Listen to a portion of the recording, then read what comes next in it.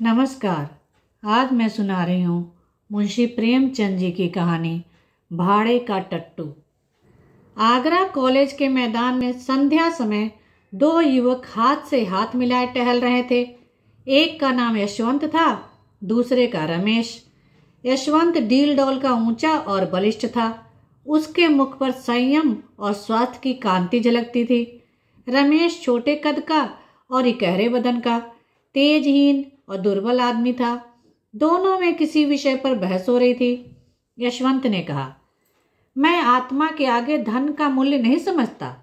रमेश बोला, बड़ी खुशी की बात है।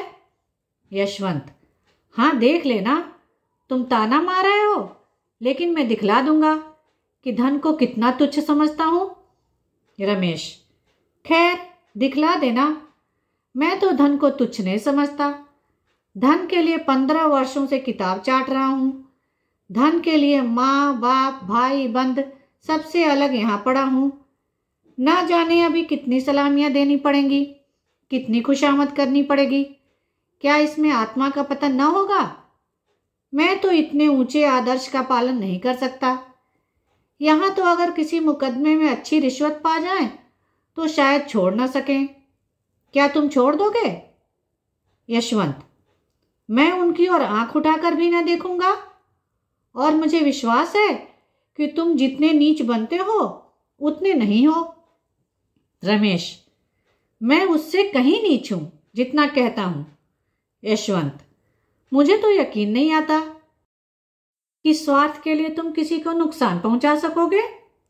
रमेश, भाई, संसार में आदर्श का निर्वाह केवल सन्यासी ही कर सकता है। मैं तो नहीं कर सकता।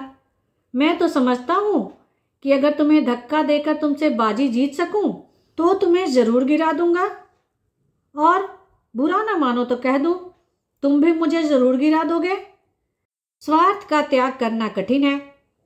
यशवंत, तो मैं कहूंगा कि तुम भाड़े के टट्टू हो।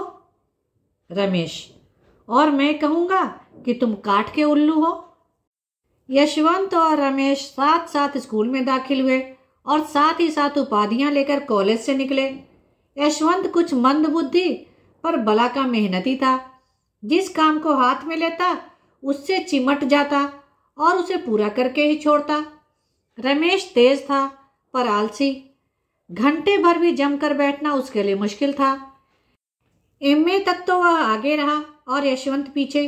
मेहनत बुद्धि बल से परास्त होती है, लेकिन सिविल सर्विस में पासा पलट गया। यशवंत सब धंधे छोड़कर किताबों पर पिल पड़ा।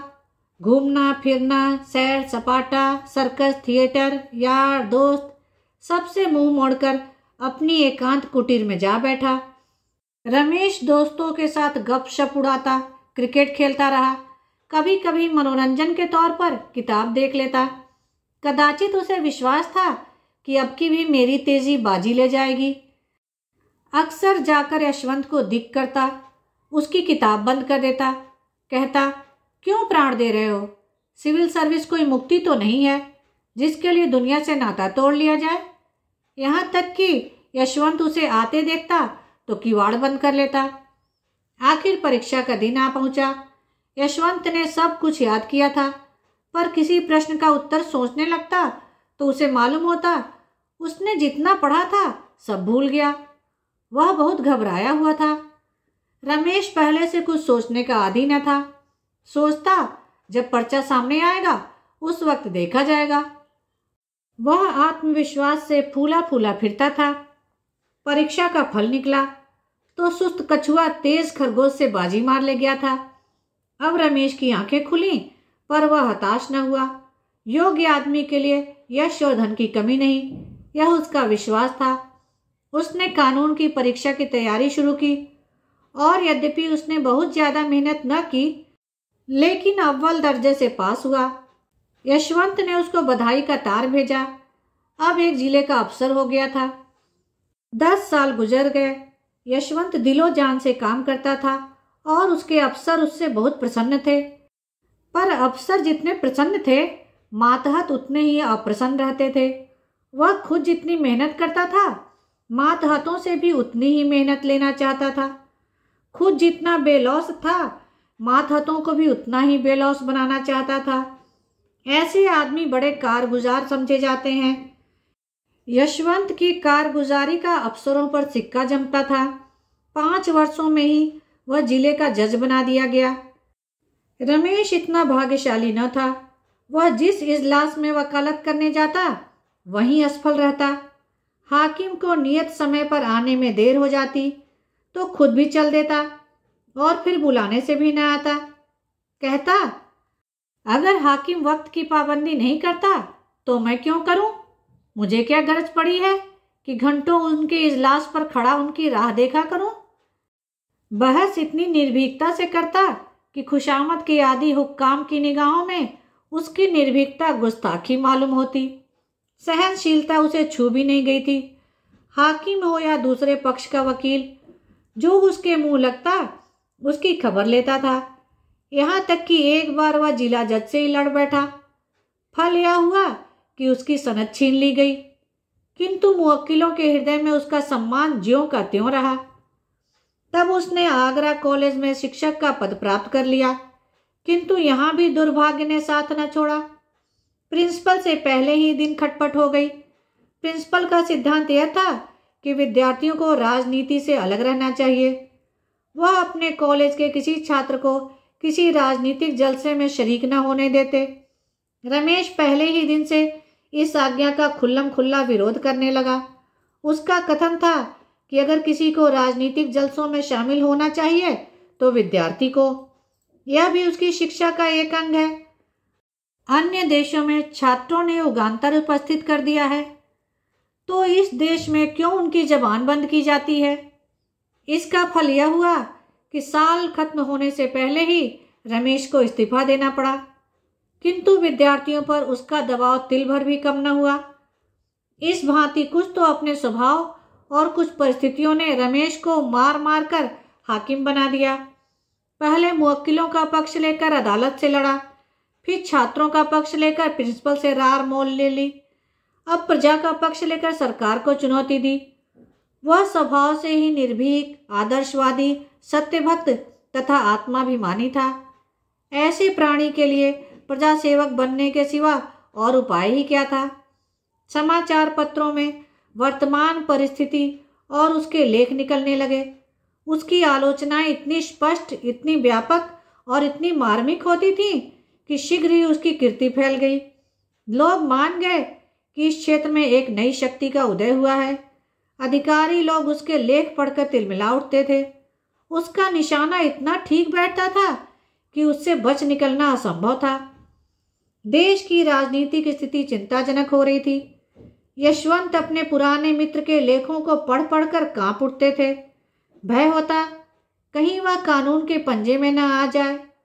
बार बार उसे संयत रहने की ताकीद करते, बार बार मिन्नतें करते कि जरा अपनी कलम को और नरम कर दो, जानबूझकर क्यों विषधर कानून के मुंह में उंगली डालते हो। लेकिन रमेश को नेतृत्व का नशा चढ़ा हुआ था। वह इन पत्रों का जवाब तक न देता था। 5वें साल यशवंत बदलकर आगरे का जिला जज हो गया। देश की राजनीतिक दशा चिंताजनक हो रही थी। खुफिया पुलिस ने एक तूफान खड़ा कर दिया था। उसकी कपोल कल्पित कथाएं सुन सुनकर हुक्कामों की रूह फना हो रही थी। कहीं अखबार का मुंह बंद किया जाता था, कहीं प्रजा के नेताओं का। खुफिया पुलिस ने अपना उल्लू सीधा करने के लिए हुक्कामों के कुछ इस तरह कान भरे कि उन्हें हर एक स्वतंत्र विचार रखने वाला आदमी खूनी और कातिल नजर आता। रमेश यह अंधेर देखकर चुप बैठने वाला मनुष्य न था।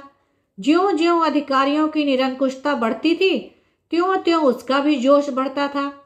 रोज कहीं न कहीं व्याख्यान देता और उसके प्रायः सभी व्याख्यान विद्रोहात्मक भावों से भरे होते थे। स्पष्ट और खरी बातें कहना ही विद्रोह है। अगर किसी का राजनीतिक भाषण विद्रोहात्मक नहीं माना गया तो समझ लो उसने अपने आंतरिक भावों को गुप्त रखा है। उसके दिल में जो कुछ है उसे जबान पर लाने का साहस उसमें नहीं है। रमेश ने मनोभावों को गुप्त रहना सीखा ही न था। प्रजा का नेता बनकर जेल और फांसी से डरना क्या? जो आफत आनी हो आवे, वह सब कुछ सहने को तैयार बैठा था। अधिकारियों की आंखों में भी वही सबसे ज्यादा गड़ा हुआ था। एक दिन यशवंत ने रमेश को अपने यहाँ बुला भेजा। रमेश के जी में तो आया कि कह दें, तुम्हें आते क्या शर्म आती है? आखिर हो तो गुलाम ही। लेकिन फिर कुछ सोचकर कहला भेजा, कल शाम को आऊंगा। दूसरे दिन वह ठीक 6 बजे यशवंत के बंगले पर पहुंचा। उसने किसी से इसका जिक्र न किया। कुछ तो यह ख्याल था कि लोग कहेंगे मैं अफसरों की खुशामद करता हूँ, और कुछ यह कि शायद इससे यशवंत को कोई हानि पहुंचे। वह यशवंत के बंगले पर पहुंचा तो चिराग जल चुके थे। यशवंत ने आकर उसे गले से लगा लिया। आधी रात तक दोनों मित्रों में खूब बातें होती रहीं। यशवंत ने इतने में नौकरी के जो अनुभव प्राप्त किए थे सब बयान किए। रमेश को यह जानकर आश्चर्य हुआ कि यशवंत के राजनीतिक विचार कितने विषयों में मेरे विचारों से भी ज़्यादा स्वतंत्र हैं। उसका यह ख्याल बिल्कुल गलत निकला कि वह बिल्कुल बदल गया हो, वफादारी के राग अलापता होगा। रमेश ने कहा, भले आदमी, जब इतने जले हुए हो तो छोड़ क्यों नहीं देते नौकरी? और कुछ ना सही, अपनी आत्मा की रक्षा तो कर सकोगे। यशवंत, मेरी चिंता पीछे करना, इस समय अपनी चिंता करो। मैंने तुम्हें सावधान करने को बुलाया है। इस वक्त सरकार की नज़र में तुम बेतरह खटक रहे हो। मुझे भय है कि तुम कहीं पकड़े न जाओ। रमेश, इसके लिए तो तैयार बैठा हूं। यशवंत, आखिर आग में कूदने से लाभ ही क्या? रमेश, हानि लाभ देखना मेरा काम नहीं। मेरा काम तो अपने कर्तव्य का पालन करना है। यशवंत, हठी तो तुम सदा के हो, मगर मौका नाजुक है, संभले रहना ही अच्छा है।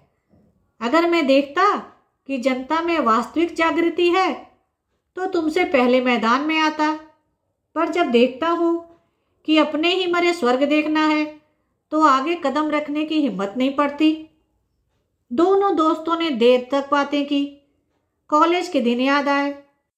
सहपाठियों के लिए कॉलेज की पुरानी स्मृतियाँ मनोरंजन और हास्य का अविरल स्रोत हुआ करती हैं। अध्यापकों पर आलोचनाएं हुई, कौन कौन साथी क्या कर रहा है इसकी चर्चा हुई। बिल्कुल यह मालूम होता था कि दोनों अब भी कॉलेज के छात्र हैं। गंभीरता नाम को भी न थी। रात ज्यादा हो गई। भोजन करते करते 1 बज गया। यशवंत ने कहा, अब कहाँ जाओगे? यहीं सो रहो और बातें हो। तुम तो कभी आते भी नहीं। रमेश भी रमते जोगी थे ही। खाना खाकर बात करते करते सो गए। नींद खुली तो 9 बज गए थे। यशवंत सामने खड़े मुस्कुरा रहे थे। इसी रात को आगरे में भयंकर डाका पड़ गया। रमेश 10 बजे घर पहुंचे तो देखा पुलिस ने उसका मकान घेर रखा है। इन्हें देखते ही एक अफसर ने वारंट दिखाया। तुरंत घर की तलाशी होने लगी। मालूम नहीं क्यों कर रमेश के मेज की दराज में एक पिस्तौल निकल आया। फिर क्या था, हाथों में हथकड़ी पड़ गई।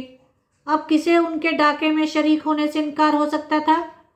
और भी कितने ही आदमियों पर आफत आई। सभी प्रमुख नेता चुन लिए गए। मुकदमा चलने लगा। औरों की बात को ईश्वर जाने, पर रमेश निरपराध था। इसका उसके पास ऐसा प्रबल प्रमाण था जिसकी सत्यता से किसी को इनकार न हो सकता था। पर क्या वह इस प्रमाण का उपयोग कर सकता था? रमेश ने सोचा, यशवंत स्वयं मेरे वकील द्वारा सफाई के गवाहों में अपना नाम लिखाने का प्रस्ताव करेगा। मुझे निर्दोष जानते हुए वह कभी मुझे जेल न जाने देगा। वह इतना हृदय शून्य नहीं है।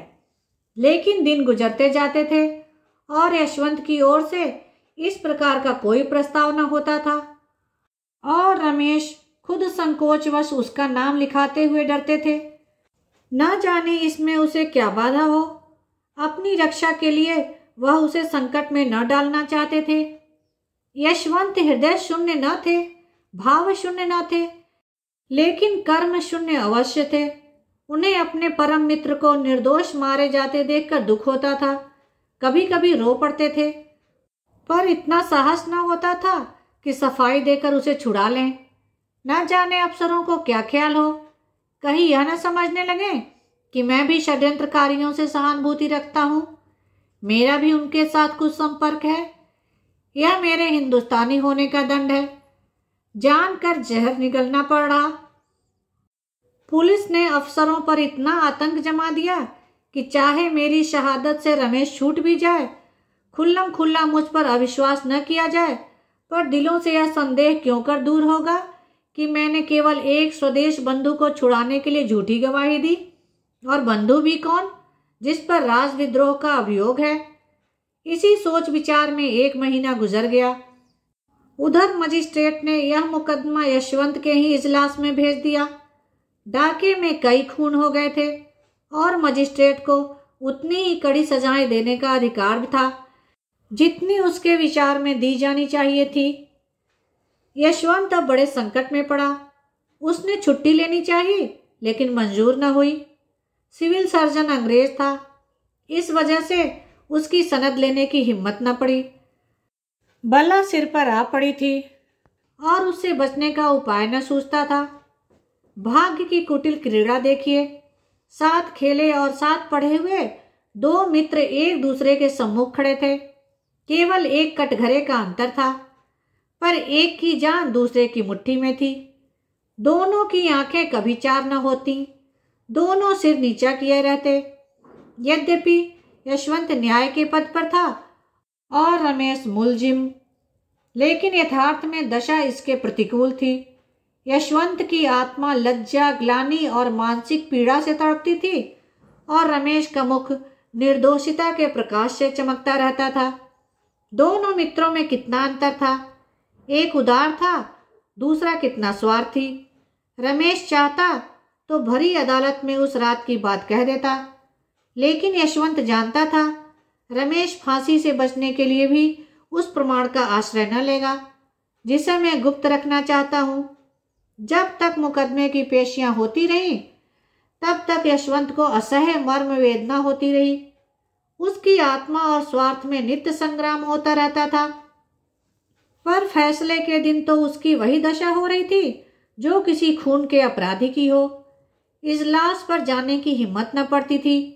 वह 3 बजे कचहरी पहुंचा। मुलजिम अपना भाग्य निर्णय सुनने को तैयार खड़े थे। रमेश भी आज रोज से ज्यादा उदास था। उसके जीवन संग्राम में वह अवसर आ गया था जब उसका सिर तलवार की धार के नीचे होगा। अब तक भय सूक्ष्म रूप में था, आज उसने स्थूल रूप धारण कर लिया था। यशवंत ने दृढ़ स्वर में फैसला सुनाया। जब उसके मुख से ये शब्द निकले कि रमेश चंद्र को 7 वर्ष की कठिन कारावास, तो उसका गला रुंध गया। उसने तजवीज मेज पर रख दी। कुर्सी पर बैठकर पसीना पोंछने के बहाने आंखों से उमड़े हुए आंसुओं को पोंछा। इसके आगे तजवीज उससे न पढ़ी गई। रमेश जेल से निकलकर पक्का क्रांतिवादी बन गया। जेल की अंधेरी कोठरी में दिन भर के कठिन परिश्रम के बाद वह दोनों के उपकार और सुधार के मंसूबे बांधा करता। सोचता, मनुष्य क्यों पाप करता है? इसलिए ना कि संसार में इतनी विषमता है। कोई तो विशाल भवनों में रहता है और किसी को पेड़ की छां भी मयस्सर नहीं। कोई रेशम और रत्नों से मढ़ा हुआ है, किसी को फटा वस्त्र भी नहीं। ऐसे न्याय विहीन संसार में यदि चोरी, हत्या और अधर्म है, तो यह किसका दोष? वह एक ऐसी समिति खोलने का स्वप्न देखा करता जिसका काम संसार से इस विषमता को मिटा देना हो। संसार सबके लिए है और उसमें सबको सुख भोगने का समान अधिकार है। न डाका डाका है, न चोरी चोरी। धनी अगर अपना धन खुशी से नहीं बांट सकते, तो उनकी इच्छा के विरुद्ध बांट लेने में क्या पाप? धनी उसे पाप कहता है तो कहे, उसका बनाया हुआ कानून दंड देना चाहता है तो दे। हमारी अदालत भी अलग होगी। उसके सामने वे सभी मनुष्य अपराधी होंगे जिसके पास जरूरत से ज्यादा सुख भोग की सामग्रियां हैं। हम भी इन्हें दंड देंगे, हम भी उनसे कड़ी मेहनत लेंगे। जेल से निकलते ही उसने इस सामाजिक क्रांति की घोषणा कर दी। गुप्त सभाएं बनने लगी, शस्त्र जमा किए जाने लगे और थोड़े ही दिनों में डाकुओं का बाजार गर्म हो गया। पुलिस ने उसका पता लगाना शुरू किया। उधर क्रांतिकारियों ने पुलिस पर भी हाथ साफ करना शुरू किया। उनकी शक्ति दिन पर दिन बढ़ने लगी। काम इतनी चतुराई से होता था कि किसी को अपराधी का कोई सुराग न मिलता। रमेश कहीं गरीबों के लिए दवाखाना खोलता, कहीं बैंक। डाके के रुपयों से उसने इलाके खरीदना शुरू किया। जहां कोई इलाका नीलाम होता वह उसे खरीद लेता। थोड़े ही दिनों में उसके अधीन एक बड़ी जायदाद हो गई। इसका नफा गरीबों के उपकार में खर्च होता था। तुर्रा या कि सभी जानते थे कि यह रमेश की करामात है, पर किसी के मुंह खोलने की हिम्मत न होती थी। सभ्य समाज की दृष्टि में रमेश से ज्यादा घृणित और कोई प्राणी संसार में न था। लोग उसका नाम सुन कानों पर हाथ रख लेते थे। शायद उसे प्यासों मरता देख कोई एक बूंद पानी भी उसके मुंह में न डालता, लेकिन किसी की मजाल न थी कि उस पर आक्षेप कर सके। इस तरह कई साल गुजर गए। सरकार ने डाकुओं का पता लगाने के लिए बड़े बड़े इनाम रखे। यूरोप से गुप्त पुलिस से सिद्धहस्त आदमियों को बुलाकर इस काम पर नियुक्त किया, लेकिन गजब के डकैत थे। इनकी हिकमत के आगे किसी की कुछ न चलती थी। पर खुद रमेश अपने सिद्धांतों का पालन न कर सका। ज्यों ज्यों दिन गुजरते थे उसे अनुभव होता था कि मेरे अनुयायियों में असंतोष बढ़ता जाता है। उनमें भी जो ज्यादा चतुर और साहसी थे वे दूसरों पर रोब जमाते और लूट के माल में बराबर हिस्सा न देते थे। यहाँ तक कि रमेश से कुछ लोग जलने लगे। वह राजसी ठाठ से रहता था। लोग कहते उसे हमारी कमाई को यूं उड़ाने का क्या अधिकार है। नतीजा यह हुआ कि आपस में फूट पड़ गई। रात का वक्त था। काली घटा छाई हुई थी। आज डाक गाड़ी में डाका पड़ने वाला था। प्रोग्राम पहले से ही तैयार कर लिया गया था। 5 साहसी युवक इस काम के लिए चुन लिए गए थे। सहसा एक युवक ने खड़े होकर कहा, आप बार बार मुझी को क्यों चुनते हैं? हिस्सा लेने वाले तो सभी हैं। मैं ही क्यों बार बार अपनी जान जोखिम में डालूं? रमेश ने दृढ़ता से कहा, इसका निश्चय करना मेरा काम है कि कौन कहाँ भेजा जाए। तुम्हारा काम केवल मेरी आज्ञा का पालन करना है। युवक, अगर मुझसे ज्यादा काम लिया जाता है तो हिस्सा क्यों नहीं ज्यादा दिया जाता? रमेश ने उसकी त्योरियां देखी और चुपके से पिस्तौल हाथ में लेकर बोले, इसका फैसला वहां से लौटने के बाद होगा। युवक, मैं जाने से पहले इसका फैसला करना चाहता हूं। रमेश ने इसका जवाब न दिया।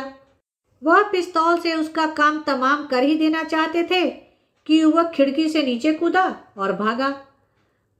कूदने फांदने में उसका जोड़ न था। चलती रेलगाड़ी से फांद पड़ना उसके बाएं हाथ का खेल था। वह वहां से सीधा गुप्त पुलिस के प्रधान के पास पहुंचा। यशवंत ने भी पेंशन लेकर वकालत शुरू की थी। न्याय विभाग के सभी लोगों से उसकी मित्रता थी। उनकी वकालत बहुत जल्दी चमक उठी। यशवंत के पास लाखों रुपए थे। उन्हें पेंशन भी बहुत मिलती थी। वह चाहते तो घर बैठे आनंद से अपनी उम्र के बाकी दिन काट देते। देश और जाति की कुछ सेवा करना भी उनके लिए मुश्किल न था। ऐसे ही पुरुषों से निस्वार्थ सेवा की आशा की जा सकती है। यशवंत ने अपनी सारी उम्र रुपए कमाने में गुजारी थी और अब वह ऐसा कोई काम न कर सकते थे जिसका फल रुपयों की सूरत में न मिले। यूं तो सारा सभ्य समाज रमेश से घृणा करता था, लेकिन यशवंत सबसे बढ़ा हुआ था। कहता, अगर कभी रमेश पर मुकदमा चलेगा तो मैं बिना फीस लिए सरकार की तरफ से पैरवी करूंगा। खुल्लम खुल्ला रमेश पर छींटे उड़ाया करता। यह आदमी नहीं, शैतान है, राक्षस है। ऐसे आदमी का तो मुंह न देखना चाहिए। उफ, इसके हाथों कितने भले घरों का सर्वनाश हो गया। कितने भले आदमियों के प्राण गए। कितनी स्त्रियां विधवा हो गईं। कितने बालक अनाथ हो गए। आदमी नहीं, पिशाच है। मेरा बस चले तो इसे गोली मार दूं, जीता चुनवा दूं। सारे शहर में शोर मचा हुआ था। रमेश बाबू पकड़े गए। बात सच्ची थी। रमेश चुपचाप पकड़ा गया था। उसी युवक ने जो रमेश के सामने कूदकर भागा था, पुलिस के प्रधान से सारा कच्चा चिट्ठा बयान कर दिया था। अपहरण और हत्या का कैसा रोमांचकारी, कैसा पैशाचिक, कैसा पापपूर्ण वृतांत था। भद्र समुदाय बगलें बजाता था। सेठों के घरों में घी के चिराग जलते थे। उनके सिर पर एक नंगी तलवार लटकती रहती थी। आज वह हट गई। अब वह मीठी नींद से सो सकते थे। अखबारों में रमेश के हथकंडे छपने लगे। वे बातें जो अब तक मारे भय के किसी की जबान पर न आती थीं, अब अखबारों में निकलने लगी। उन्हें पढ़कर पता चलता था कि रमेश ने कितना अंधेर मचा रखा था।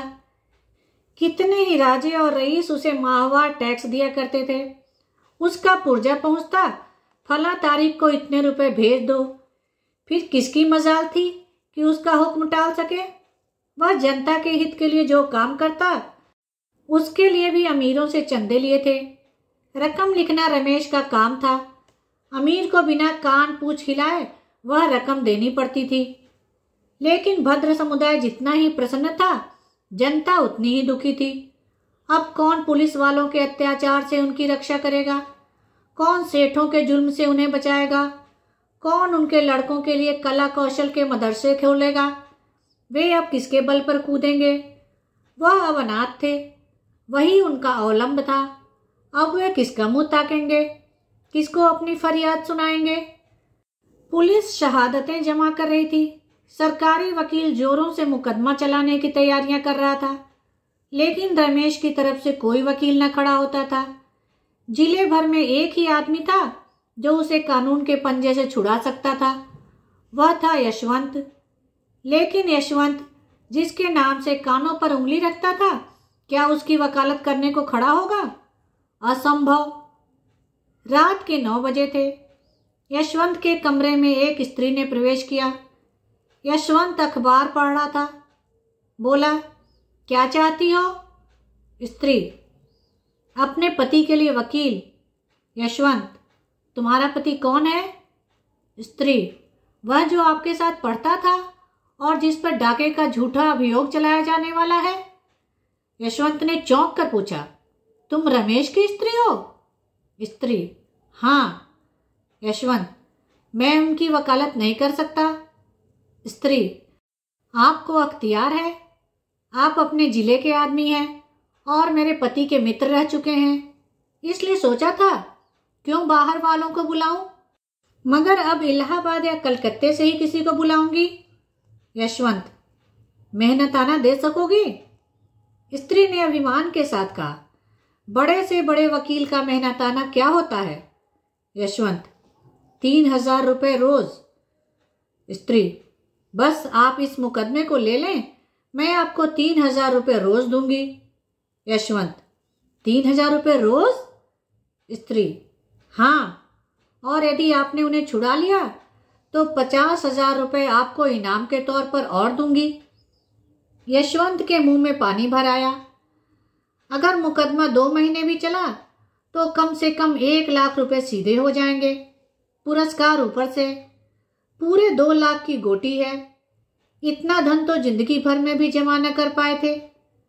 मगर दुनिया क्या कहेगी? अपनी आत्मा भी तो नहीं गवाही देती। ऐसे आदमी को कानून के पंजे से बचाना असंख्य प्राणियों की हत्या करना है। लेकिन गोटी 2 लाख की है। कुछ रमेश के फंस जाने से इस जत्थे का अंत तो हुआ नहीं जाता। इसके चेले चापड़ तो रहेंगे ही। शायद वे अब और भी उपद्रव मचाएं। फिर मैं 2 लाख की गोटी क्यों जाने दूं? लेकिन मुझे कहीं मुंह दिखाने की जगह न रहेगी। ना सही, जिसका जी चाहे खुश हो, जिसका जी चाहे नाराज। ये 2 लाख तो नहीं छोड़े जाते। कुछ मैं किसी का गला तो दबाता नहीं, चोरी तो करता नहीं। अपराधियों की रक्षा करना तो मेरा काम ही है। सहसा स्त्री ने पूछा, आप जवाब देते हैं? यशवंत, मैं कल जवाब दूंगा, जरा सोच लूं। स्त्री, नहीं, मुझे इतनी फुर्सत नहीं है। अगर आपको कुछ उलझन हो तो साफ साफ कह दीजिए, मैं और प्रबंध करूं। यशवंत को और विचार करने का अवसर न मिला। जल्दी से फैसला स्वार्थ की ही ओर झुकता है। यहाँ हानि की संभावना नहीं रहती। यशवंत, आप कुछ रुपए पेशगी के दे सकती हैं? स्त्री, रुपयों की मुझसे बार बार चर्चा न कीजिए। उनकी जान के सामने रुपयों की हस्ती क्या है? आप जितनी रकम चाहें मुझसे ले लें। आप चाहे उन्हें छुड़ा न सकें, लेकिन सरकार के दांत खट्टे जरूर कर दें। यशवंत, खैर मैं ही वकील हो जाऊंगा। कुछ पुरानी दोस्ती का निर्वाह भी तो करना चाहिए। पुलिस ने एड़ी चोटी का जोर लगाया, सैकड़ों शहादतें पेश की। मुखबिर ने तो पूरी गाथा ही सुना दी, लेकिन यशवंत ने कुछ ऐसी दलीलें की, शहादतों को कुछ इस तरह झूठा सिद्ध किया और मुखबिर की कुछ ऐसी खबर ली कि रमेश बेदाग छूट गए। उन पर कोई अपराध सिद्ध न हो सका। यशवंत जैसे संयत और विचारशील वकील का उनके पक्ष में खड़े हो जाना ही इसका प्रमाण था कि सरकार ने गलती की। संध्या का समय था। रमेश के द्वार पर शामियाना तना हुआ था। गरीबों को भोजन कराया जा रहा था। मित्रों की दावत हो रही थी। यह रमेश के छूटने का उत्सव था।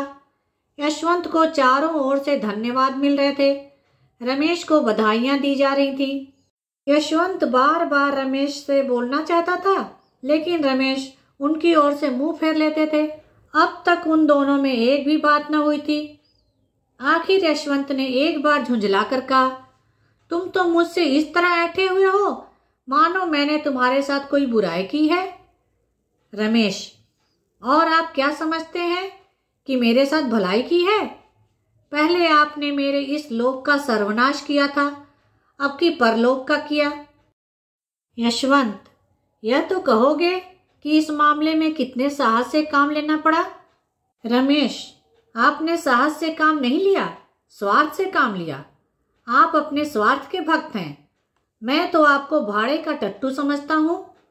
मैंने अपने जीवन का बहुत दुरुपयोग किया, लेकिन उसे आपके जीवन से बदलने को किसी दशा में तैयार नहीं हूँ। आप मुझसे धन्यवाद की आशा न रखें। मेरे चैनल को लाइक करें, शेयर करें और सब्सक्राइब करें, जिससे सभी कहानियाँ आपको समय पर मिल जाएं।